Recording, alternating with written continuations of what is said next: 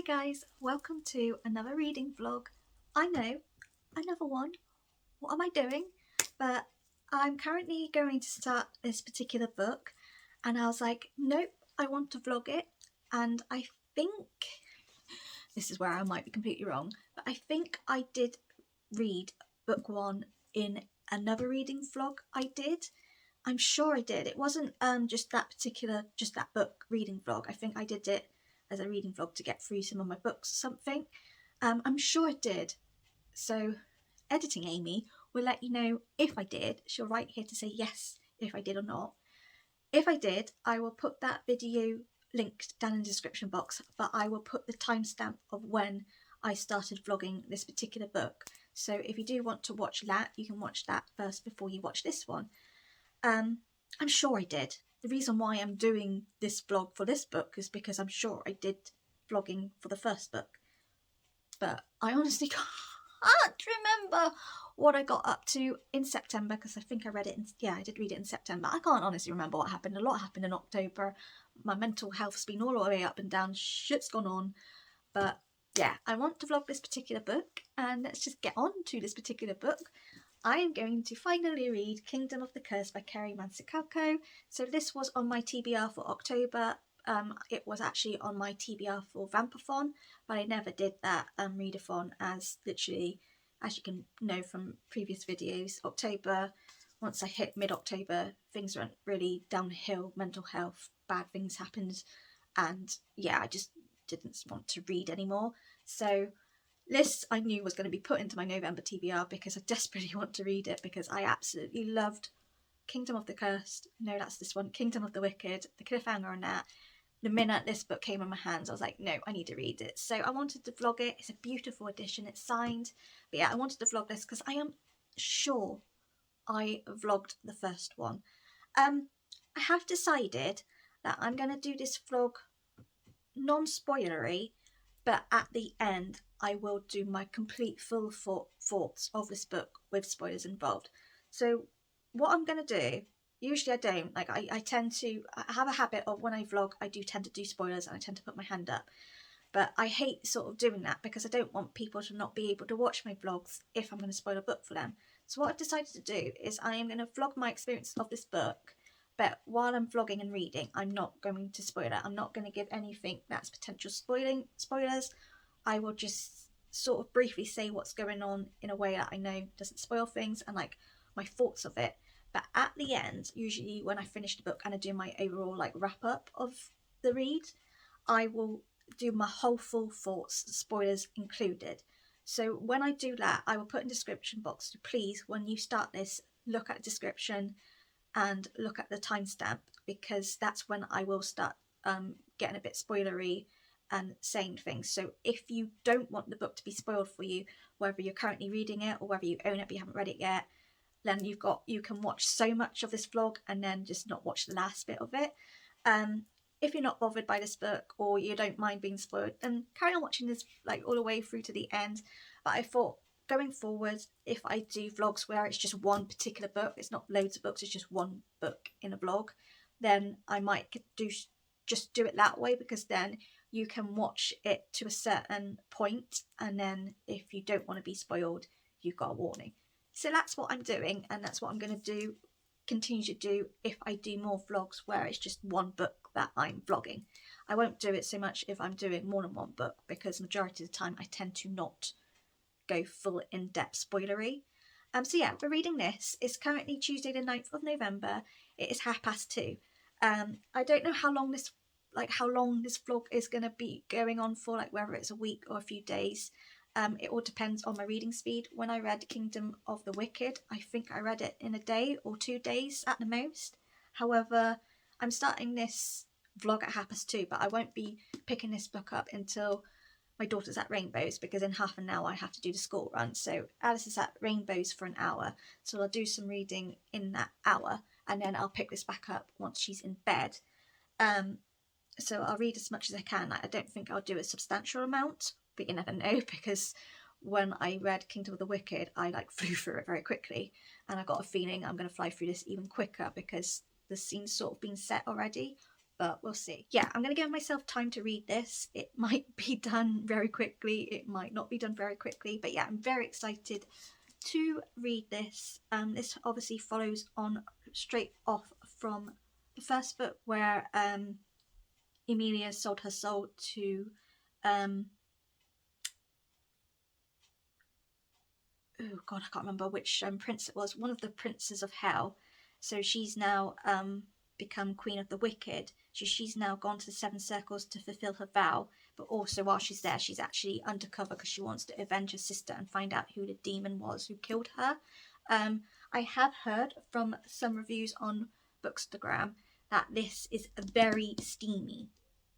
So I'm very excited for that, because in the first book there was sort of a moment with Emilia and Raph, but it didn't continue because she found out he lied and stuff like that. So I'm like, ooh, is this steamy stuff with him or was it with someone else? I don't know. So yeah, I'm really excited to read this. So we're starting today, but I'll probably start reading this once Alice is at Rainbow, so that will be at, I'll probably start reading it about 5 o'clock and just get an hour in, and then I'll pick it up at bedtime. But yeah, I'm very excited for this, and I honestly feel this is going to be another 5 stars, but my predictions with books have been a bit wrong lately, so we'll see. So yeah, I'm really excited. So get comfy, and I hope you enjoy this vlog.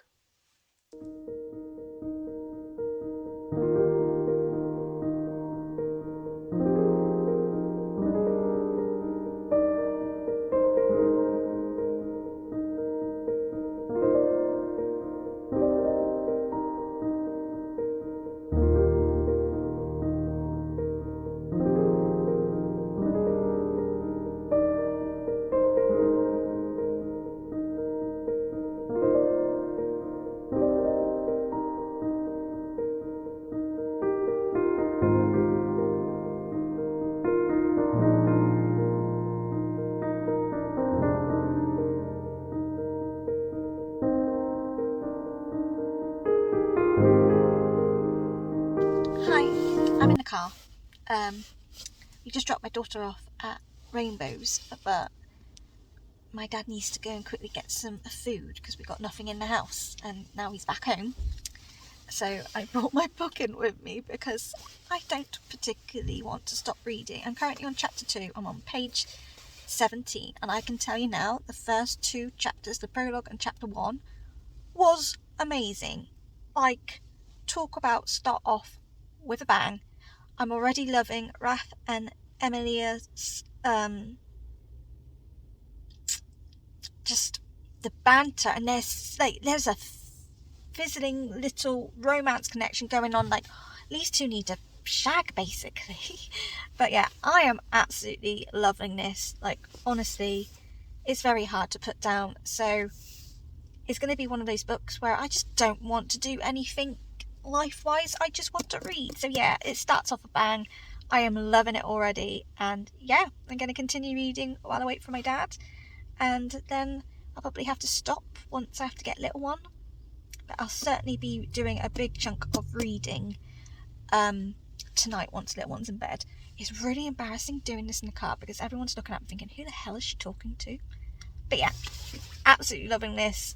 17 pages in, and I'm like, yeah boy, this is it.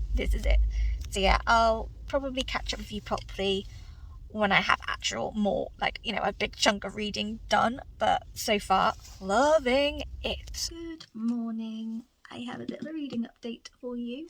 So I'm currently on chapter 11, page 147, and I am loving this a lot. I really am itching to pick this back up, but I know full well if I start reading it now, when I have to leave to go to my eye appointment, I'm not gonna like it. So I'm decided I'm gonna pick this up after my eye appointment, and while I'm waiting, I'm just gonna edit my vlog that I need to edit anyway. But last night I left this book on literally a possible smutty moment. I thought, no, I know full well if I continue on with the next chapter, like, if it is smutty, I'm just going to not want to put it down. And by this point it was 12:30, and I was getting a little bit tired anyway. So I was like, nope, be a good girl, put it down. So I'm currently at a scene where I think smutty stuff's happening, and if it is, ooh, I'm really excited for. But this is very different to Kingdom of the Wicked, and I can understand why some people have rated this book lower than the first one. Because in Kingdom of the Wicked, we've got a murder mystery, we have more magic going on, and we have is a bit more action paced.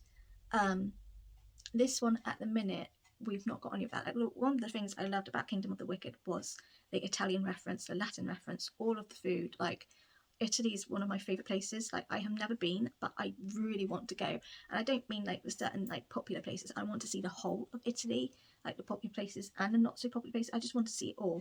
And I'm big on Italian food. I love Italian food. Honestly, like, if it agreed with my chromes, I would be having it constantly. And Italian, like Latin, is not a language I can actually physically give you a conversation all in Latin or anything like that, but I can pronounce it pretty reasonably well. Where French, which I did GCSE in, is like I can't even do that. So yeah, I'm a bit disappointed that we haven't got a lot of Italian Latin reference or the food reference, but she is in hell, so I kind of think, yeah, you're not going to really get much of that when she's in hell, you know. And obviously the murder mystery, which was in the first book, was finding out who killed Vittoria. And the end of Kingdom of the Wicked basically is, it's clear that one of the princes of hell did it. So she decides to take on the bargain of becoming Pride's bride, that rhymes, to pretty much infiltrate hell to find who it was and pretty much wreak vengeance on them. So this is sort of where we're at in this one.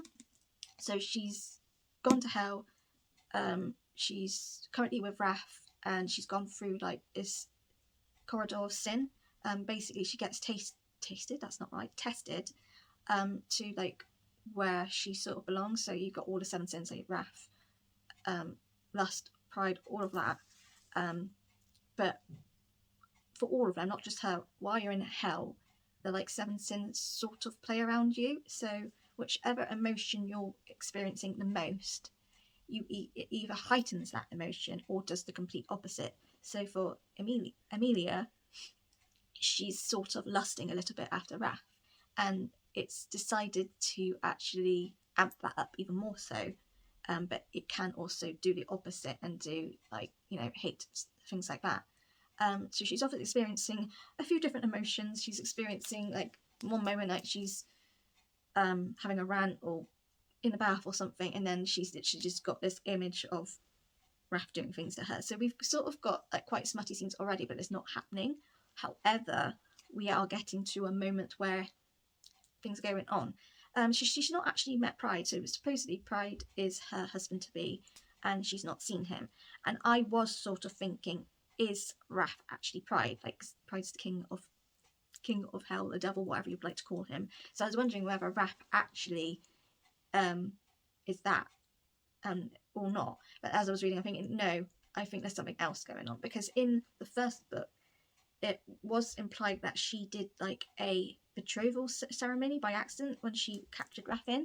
So I'm sort of like wondering whether there's something going on with that. But she's not met Pride. She's pretty much in Raph's kingdom.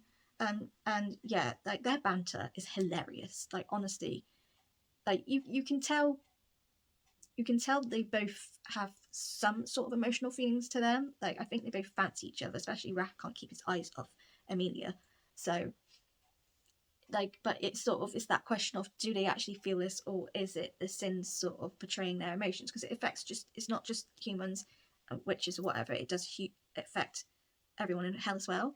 But yeah, so like that's going on. Then hence the murder mystery part, we're not getting much at the moment. It is a very back burner.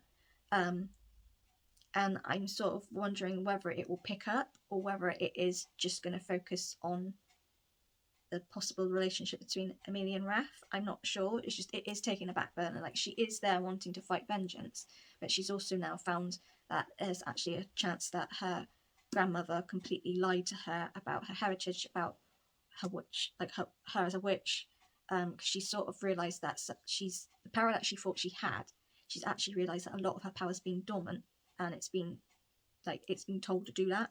So she's sort of been trying to coax it out to find out what kind of power it is. And a certain thing has revealed, but I won't spoil it here. So we've got that. We've also got a enchanted skull. Basically, she keeps getting given an enchanted skull in her rooms and all that, and it's like being slipped in like while people are in her room, and she's sort of like, how is this getting here? And this skull is doing like these riddles. So one of the riddles is to do with the prophecy, because obviously apparently the prophecy is 2 twin witches as sort of the reckoning of hell. So one will be in heaven, the other one will be in hell.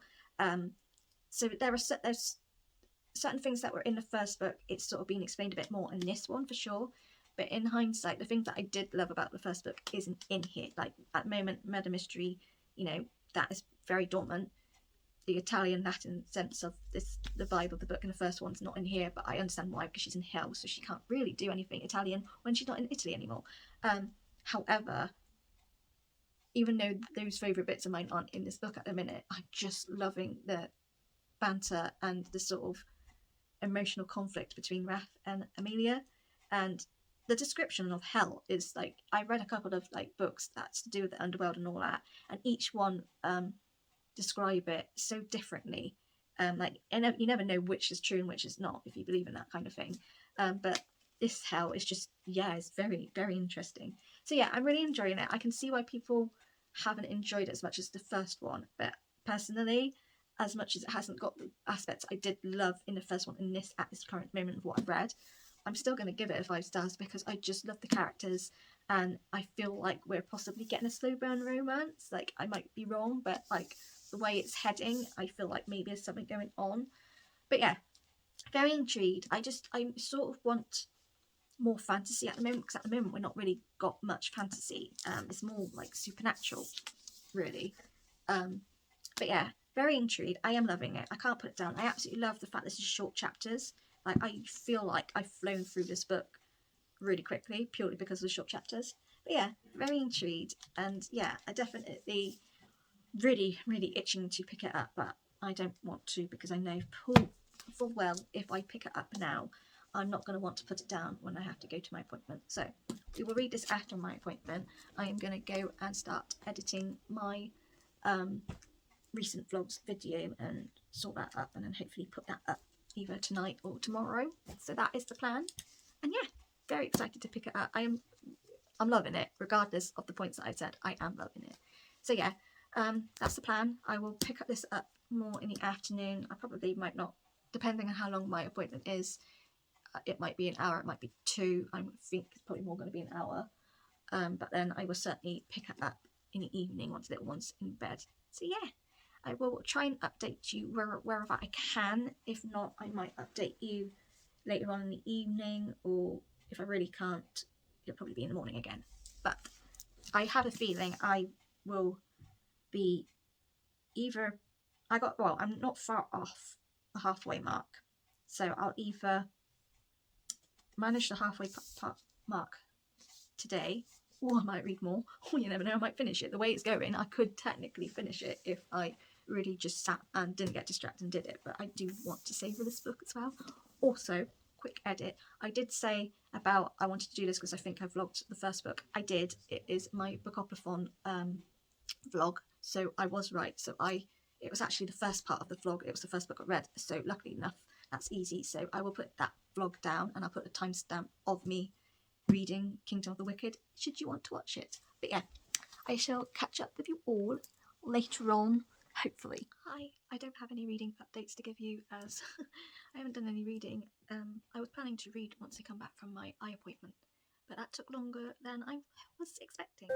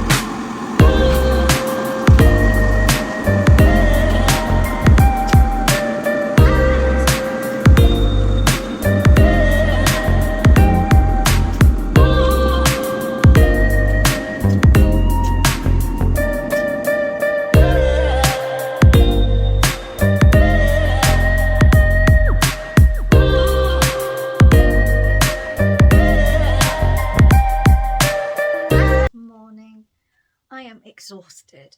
I am so tired. Even my eyes feel really tired. I really don't have any today, and I don't know why. I don't know whether it's just I've been busy non-stop all week. I don't know.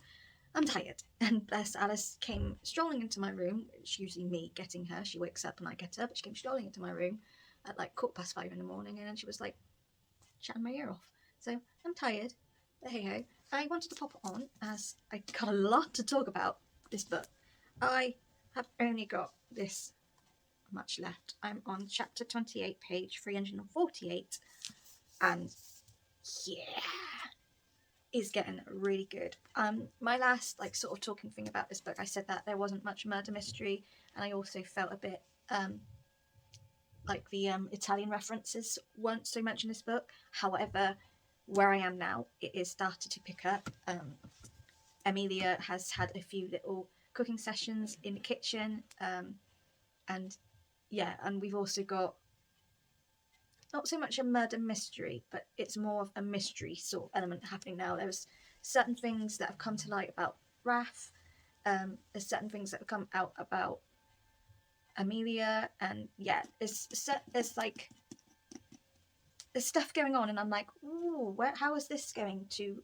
I feel like there's going to be a big plot twist coming. Like I can just feel it. I just don't know what kind of plot twist it's going to be in that sense.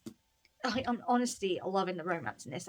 Like obviously it isn't actually a romance. I would say it's an enemies to lovers / slow burn romance. Like it's clear these two like each other, but both of them aren't 100% sure whether it's this bond that they have, whether it's just the Sims sort of elevating the attraction that they have, or what. Like I think the pair of them are not sure whether each other like actually feel this, or whether it's just, you know, things are heightening just a little bit of attraction there isn't actually neither like each other. So it's sort of that bit going on. But I'm just going to say this: the moments where stuff may or may not happen, I have literally a couple of times shouted at the pair of them to just get it on.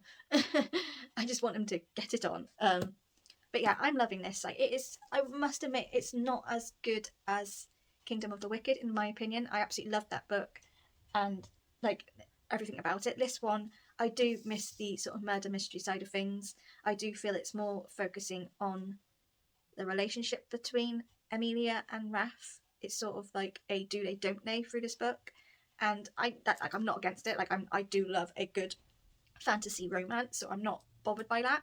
But considering what the first book was like, this is more, in my opinion, a fantasy romance rather than the first one being more fantasy and magical and stuff like that. Like there's very little magic in here, and I'm like, so I kind of feel like we might start getting into a magical part, because literally we have this much left. I don't even know how many pages left. I think it might be 100 or less. Like it's not more than 100, I don't think. But yeah, I'm enjoying it. I do love it. I am going to give this a 5 stars because I do love it. Like I don't want to put it down, and it's not taking me overly long to read this book. Just if I really knuckled down and compare it, Kingdom of the Wicked had a lot more action, a lot more magic involved, and I do like it for that sense. As in this one, it is sort of to me more focusing on a will they won't they romance, and also just some truths that are coming out. Like I got a feeling shit's going to go down in a minute, but yeah. So I am going to spend the rest of this morning reading. Obviously I'll be doing my Silence for Remembrance Day, and I might watch a little bit of that as well. So I like watching it, but sometimes I fall asleep through it just because of the music, and it's just very rhythmic. And yeah, so I might watch a little bit, or I might just do my 2-minute silence and continue reading. Knowing me, if I watch it I probably will fall asleep because I am tired, and I don't want to, because obviously at 1:30 I've got my reader's friend call to do, and obviously by the time I finish that it will be off to go pick Alice up from school. So I want to finish it this morning so then I can really discuss my feelings. So that's what I'm going to do. I've got my caramel latte because I need a caffeine buzz to wake me up. It's nice and sunny, but my eyes don't like it. My eyes are stinging and hurting, and I just like walked outside and I just felt like my eyes were going to go just non-stop watering and stinging. I thought, brilliant, please don't do that. But yeah, so the plan is to finish this and then job's done. So next time I'll come on, I probably will tell you if I finished it, and then I will then do the bit where I start talking spoilery stuff, but I will obviously let you know when I'm getting to that part. But yeah, I'm now off to go and read.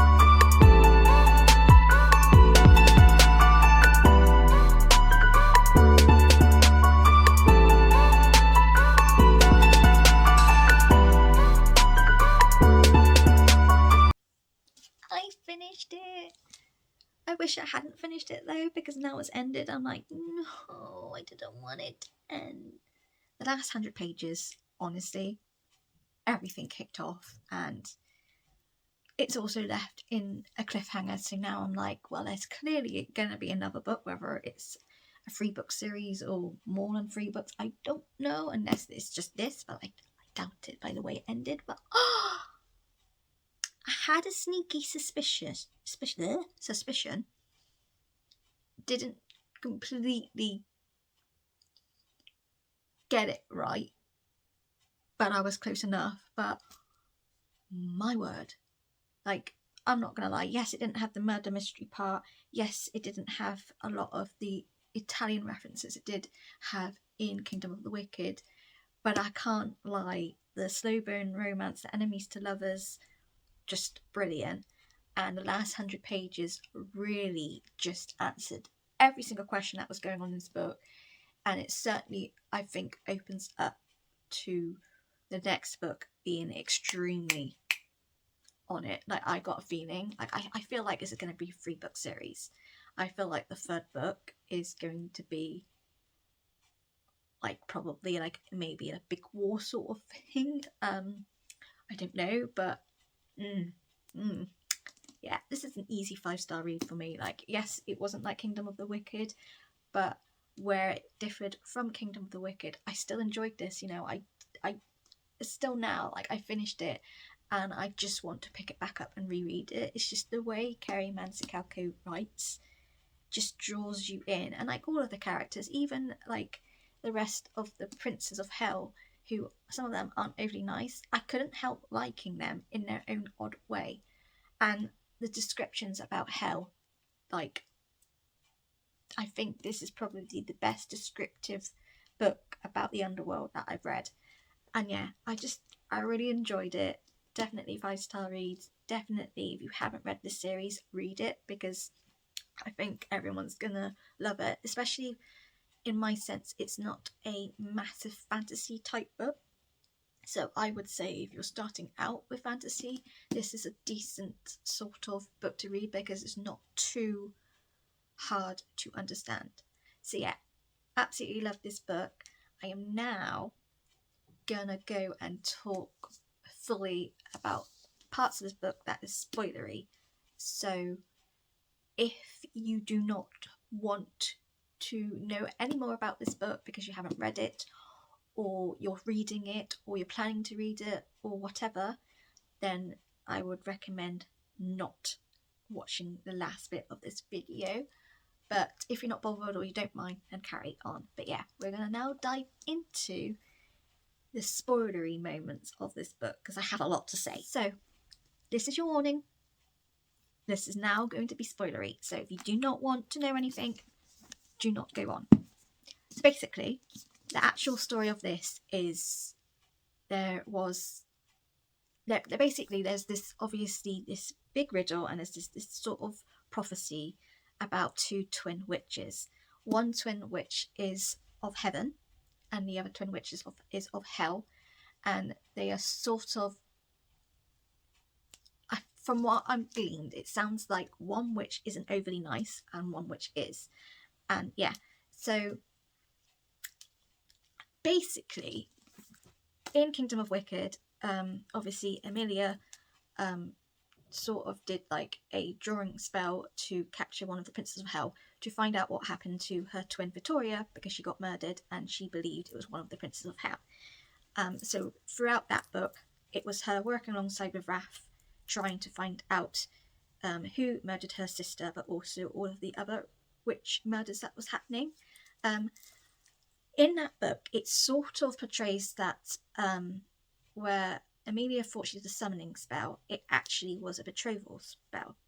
But in that book, she assumed she had got rid of that. However, all of the tattoos that her and Raph shared still didn't go, but she just assumed nothing of it, carried on. So it ended in Kingdom of Wicked, of her making a deal with Prince of Hell Pride to become his wife so she could infiltrate Hell, find out which prince was the one who killed her sister, and pretty much wreak vengeance. And in that, she also found out that Raph betrayed her, that the reason why he did what she wanted basically was because he got told he could then escape Hell and roam the mortal round and all that. So she believed Raph sort of deceived her and all that, but there was way more than that. So in Kingdom of the Cursed, you straight go into, she signs this contract and she then goes to the underworld. She goes to the underworld, and obviously Raph unlocks all the doors. She goes in, she has to go through the corridor of sin, which is all 7 sins get tested on her, and her actual emotions aligned to which Prince of Hell. And lo and behold, she actually matches to Raph, because she's full of vengeance and fury and stuff like that because of how her emotions are for Victoria.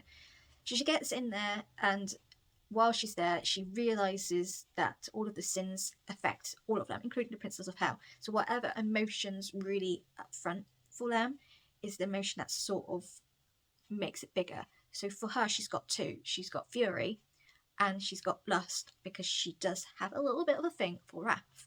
And she keeps sort of, they had to stay in the corridor, sin corridor, so they ended up like going through the thing. They had to go to sleep in one of the snow bits there, and she had this very, very, very vivid dream of Raph. And yeah, it basically is clear that these two have some sort of emotion to one another. Like Raph can't keep his eyes off her, you know, he's training up her body, like he does fancy her, and likewise she fancies him. But obviously she kind of believes that it's just the sins sort of making the emotions that she already has even more heightened. But as we get into this book, it actually explains there's more to it. So as Amelia gets into there, she believes that she's accepted this marriage proposal with Pride, but she hasn't seen Pride. Now, as I was reading this, thought that maybe Raph was actually Pride and he wasn't Raph, he was just like lying in that sense. So that was the sort of bit I thought. I was wrong. In fact, actually, she never was betrothed to Pride because she was actually still betrothed to Raph. So, you know, like I said in the first book, she did a summoning spell, but it was actually a betrothal spell, but she thought she broke it off. She hadn't. You couldn't reverse it. She's actually betrothed to Raph. And Raph knew this, and he ended up doing this specific mark on her, like collarbone here, which she didn't really know much of. But when in the first book, basically her nonna saw it and was like, it's very rare for a Prince of Hell to do this, and it's like sort of it's a bond in itself. And so she learns that this was actually a bond, sort of part of the betrothal thing. Basically, wherever she is, she can call for the Prince of Hell. She can also use his, his power, his immortality. So if anything happened to her, he could heal her. But because of this betrothal bond and this bond, that special bond that he did on a special part that has a bond itself, the lustful things that she's experienced and himself is actually the martial bond that they have. It's basically its way of saying you need to basically have sex and then you need to get married, and it was this bond that was sort of trying to get them to do that. Obviously we don't know this until quite far into this book, but basically she knows there's something going on. Like she knows that like her feelings are sort of very heightened, but she doesn't believe it's her own feelings, and Raph has feelings for her. but he wanted everything to be Amelia's choice. Like he's got tattoos, and one of his tattoos was actions speak louder than words, sort of thing. And it's sort of like he's a very big believer. You have a choice. He has a choice. She has a choice, even though at times she doesn't think it's her choice, but it is. So we have that. And we obviously have that she's sort of staying at House of Wrath, but she's a little bit confused why she's not seen Pride, why she's not been there. And then alongside that, she has been... Does it say here? No. So she basically gets told that there is this special sort of meal. Oh, this is where I'm gonna... I don't know where it is to tell you what it's called.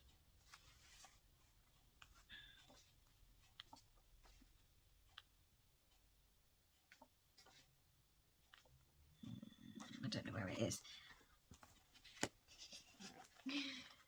I hate it when I know what I want to say, but I can't remember what it is. Basically, there is this sort of big party that all of the Princes of Hell are hosting, and in that party you have someone who there's like basically a ritual, and to feed the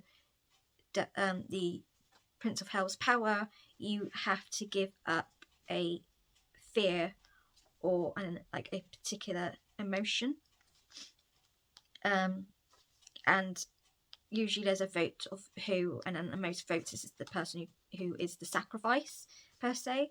But there was no vote. Everyone wanted it to be Amelia, and so she basically has to sacrifice a fear or emotion. So that probably doesn't sound really bad, but to her it's either showing her worst ever fear or showing an emotion that's really honest, and it's like her truth, and she doesn't want other people to notice it. So we have that going on as well. And on top of that, a lot of Princes of Hell want to see her, but she doesn't trust them. So Envy is particularly one she doesn't trust, because in Kingdom of Wicked he attacked her, and basically if Wrath wasn't immortal he would have been dead. So she doesn't like him. She's not overly keen on Pride, because she sort of feels Pride something to do with her sister. Anyway, she ends up having to go. She ends up having an invitation of Envy, and she decides to go. And long story cut short, she finds out that she can actually put truth spells on food and drink. So Envy lets her do it for both of them. So she has to reveal truth as well as him. And he basically tells her some things, and it's for his benefit, but she's also worked out it's for her benefit. This is actually a really good way of finding out the truth of what happened to her sister. So that happens, and along the way of all of that, Wrath starts teaching her how to fight, which she's pretty good at doing anyway. But he shows her how to fight in a way of not letting the prince's powers magic her. So basically, Wrath, he's like, fury, war, all of that. So like, he can force her to, do murderous things, feel really angry and stuff like that. Envy is like envious and all that. Lust is enhancing certain romantic feelings. We've got Pride, which is obviously prideful and all that glutamate. So all of their sins, they can magic on her. So she has to block it. And if she can block it, then basically says that she will be able to block the sacrifice of her fear or emotion, whichever one it is. So he tests her in that, and on the way in that you get some smutty scenes, because he like forces her to do all this stuff like so far just to make a point and things like that. On top of that, he teaches her lots of things, and yeah, so she, and then and with all through that you also get this enchanted skull, like I have said in this vlog. So this enchanted skull speaks Victoria. It's speaking in Victoria's, so she's there like, is someone enchanted it to speak Victoria of her twin sister? But there's actually way more to that, which I'll get in a minute. But this enchanted skull has given her riddles. So it's telling her about like the two witches, the prophecy, it's saying about the forbidden key and the mirror, and the first witch, the crude. It's all this thing, and as you're getting it through the story, it comes to light all these things. Basically, really, if we're going to go into the whole spoilers, Wrath is actually a betrothed. They're actually fiancés to one another, and a reason why they're like completely smitten, want to tear each other's clothes off, is because of the bond that they have, and it's the bond trying to get them to finish like the marriage bond that has been placed on them. But Raph pretty much doesn't want to force her to do it. He wants her to choose him. So we have that. We obviously have sort of an enemies to lovers sort of trope. We also have a slow burn romance, because that does happen, because Emilia does like him. As you get into the book, she does admit that she has got feelings towards him, but she doesn't think it's love. But as you get into the book, you start seeing that actually I think she does love him, and vice versa. So when we get to the big massive party and the sacrifice, because Raph won this game thing, he actually has he's allowed to be given something he wishes for. So he ends up wishing to be the new sacrifice, and he would give away his truth. But the Prince of Envy and Pride and Gluttony decided, no, actually secrets are a bit of a boring power, and so they said because everyone knows that they're betrothed before Emilia did, and basically they were like, no, you had to consummate your marriage by having sex.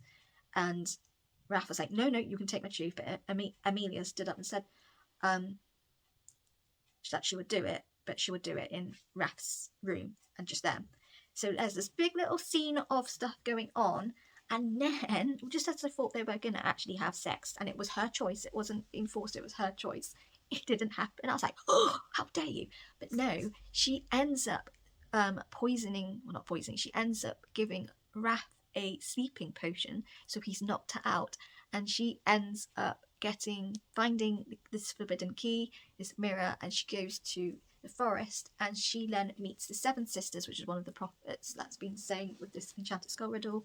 She meets the Crude, and she basically, they won't give her any answers until she admits the truth, and she doesn't understand what the truth is. But basically, it turns out that they're basically saying to find the truth of Raph, and so she finds out Raph's real name, and then she realizes the real name is actually something. So I had an inkling that Pride wasn't the devil. They said he was a devil and all that, but I thought I just, the way people were acting around Raph, I felt like there was something more to it. I didn't think the devil was him. So when it came out to say he is actually the devil, he's the fallen angel, and that he actually has wings, but the first wish cursed him, so he doesn't have wings and stuff like that. So when she knew his name in the first book, she mentioned this name, and he sort of paused. But the way it's been written, you forget about it. It doesn't mean anything. And it's the same with Emilia. She sort of, down in back of her mind, she knew, but she didn't want to admit it. And the minute she said his name and he like nodded to say it was, she knew he was a devil. So I had suspicions, and when it was said, I was like, oh! So Raph is the devil. He rules the whole of hell and all that, but he isn't the devil like we all believe he is. He's actually, he punishes the people who should be punished, but that's it. Yeah. So that comes out, and then also comes out the truth about her. So she actually has got dormant magic, and the necklaces that her and her twin have, which is the Horn of Hades, she got told that it can close the gates of hell because they had been open and demons were going out killing in the mortal world. So that's part of the reason why she did the bargain with Pride, because if she returned to that, they would close the gate. It turns out that yes, it closes the gate, but actually it's also other things. So the horns that Emilia and Victoria have, they are actually Raph's wings. And on top of that, these horns have been magicked, so it will dormant their magic, but also get them to forget. So Emilia's obviously has some memories repressed, and because she hadn't been wearing her necklace because she didn't want the other Princes of Hell to steal it for their gain, she hid it, and because of that she started realizing that there was magic hidden inside her that was waiting to come out. So she sort of caressed it and said, come out, and that was it. So she actually has fire magic. So yeah, so the prophecy that's been mentioned in the first book and this book, it is clear which witch is which. So there's a witch that's to do with heaven, and there's a witch that's to do with hell. So Emilia is to do with hell because her power is fire. Obviously hell's fire, and obviously she is now betrothed, and I'm guessing she's going to marry Wrath. And obviously Victoria's to do with heaven. Now, basically, as you read, and I believe Victoria's dead. Plot twist, she isn't. I don't know what happened, because in the first book, a bloke called Antonio, who was to do with the churches, he killed her. But in the first book, we realised he's been possessed by a demon, which she believed was pride. No. He was never possessed, and Victoria isn't dead. So something happened, and she and Emilia has now been told she needs to go to the Shifting Isles, because the enchanted skull is actually being enchanted. So she thought it was someone just using her sister's voice, but it's not. It's her sister communicating with Emilia, and so she now needs to go to the Shifting Isles to meet her sister.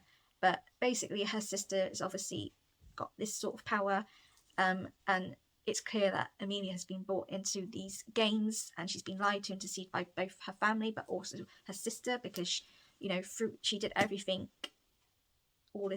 she did everything and going into hell to avenge her sister's death. And it turns out she's mourning all the fury and all of the things she felt, all the loss and hurt. She didn't need to, but her sister lied and all that. So it's clear, I think it's insinuating that Emilia might be the first witch, and that she used forbidden magic, or forbidden dark magic, to do whatever she did to Wrath, and because of what she did to Wrath, she's lost her memories. So it's sort of insinuating that, but I don't think it's that. I don't think she is the first witch. I think she might be an ancestor or something, like she's like a daughter or something of them, or whatever. But yeah, so basically Victoria's still alive. She is betrothed to Wrath. Wrath is actually the devil, and she decided to finally choose the marriage bond and all that, because both of her memories have been repressed, and he's obviously got a curse, so he can't tell her what's going on. He can't tell her the truth or anything. But she's learnt, and he's sort of nodded to say, if they get married, basically love triumphs dark magic and all that. So she believes that if they get married and they love each other, which they do, they just, he was letting Emilia make that decision and that choice herself.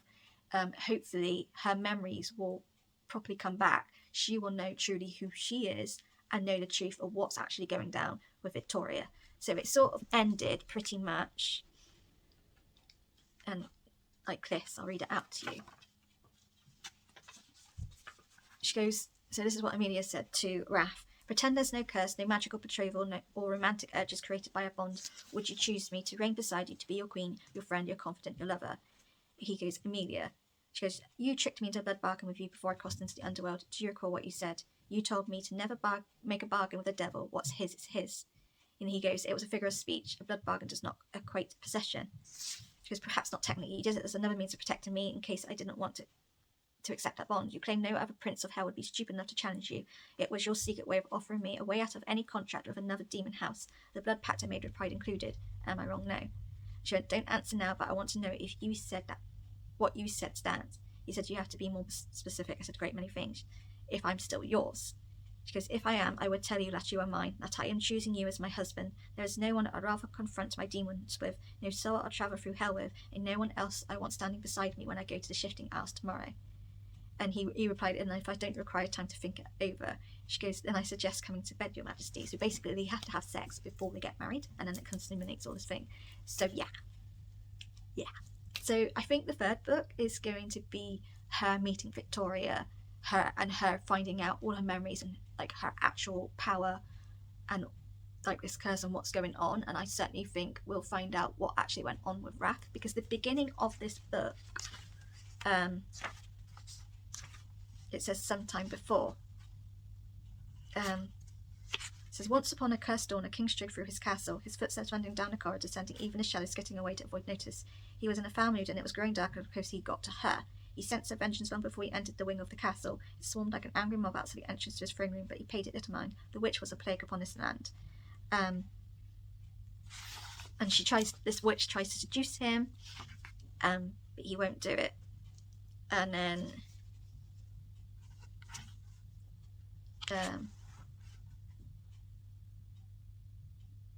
as she go on, she goes, "From this day forward, a curse will sweep through this land. You will forget all but your hate. Love, kindness, every good thing in your world will cease. One day that will change. When you know true happiness, I vow to take whatever you love too."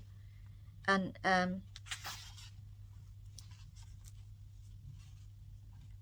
he did that, and she took away his wings, which were his favourite like weapon. And it says here, "You're wrong." And then the witch pauses. She goes, "The devil may be nasty, but he doesn't perform tricks. He bargains." And then he then turns around to say, "Care to strike a deal?" So I kind of feel like this is wrath, but it might not be. Oh, yeah. So the prologue of this book explains this curse, but it's sort of like, it's the first witch, but it's like, is it Emilia? Which I don't think it is, because without being rude, if it was, surely he wouldn't want to be with her. So yeah, there's stuff that you're sort of you've got answered, and there's other stuff where you're like, ooh. But yeah, so basically she's going to get married to Raph. He is the devil, and Victoria is actually alive, and she's become a badass witch at this particular moment as well. So I think the next book is going to be Emilia coming into her powers, because obviously she can do some fire tricks but not much. I think as well they'll probably get married to Raph, and I think then hopefully the memories will come back and she'll start learning the truth.